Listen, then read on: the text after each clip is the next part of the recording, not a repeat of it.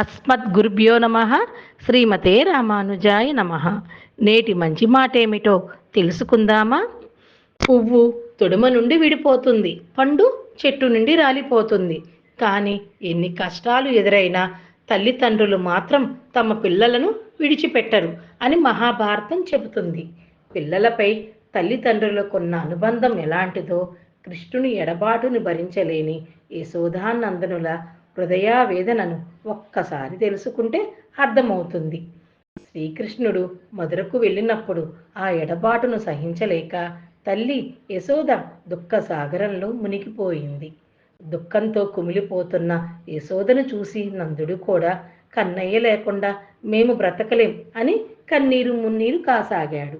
అలాగే శ్రీకృష్ణుడు కూడా తల్లిదండ్రులను వదిలి మధురకు వచ్చినప్పుడు అవ్యక్త వేదనతో యశోదమ్మను తలుచుకుంటూ ఉద్ధవునితో, ఉద్ధవా, నా కన్నయ్య భోజనం చేస్తే కాని నేను పచ్చి మంచినీళ్ళైన ముట్టను అని మొండి పట్టుదలతో కూర్చుని నా తల్లి యశోదమ్మను నేను మరవలేకున్నాను అని చెబుతూ శ్రీకృష్ణుడు విలపించసాగాడు.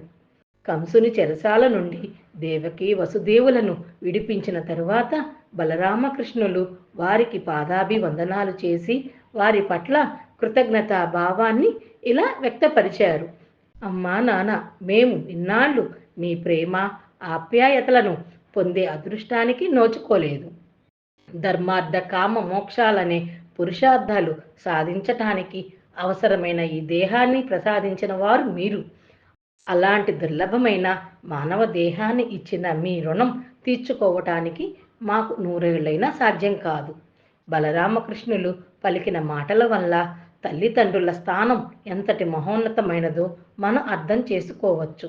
నిరంతరం తల్లిదండ్రులు మన చెంత ఉండడం వల్ల వారి విలువ ఏమిటో మనం గుర్తించలేకపోతున్నాం.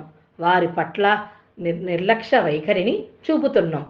తల్లిదండ్రులే ఇలలో ప్రత్యక్ష దైవాలని, వారి రుణం ఎన్ని జన్మలైనా తీర్చలేనిదని నిరూపించిన వినాయకుడు శ్రీకృష్ణుడు జీవితాలు మనకు ఆదర్శం కావాలి. సర్వం శ్రీ కృష్ణార్పణమస్తు.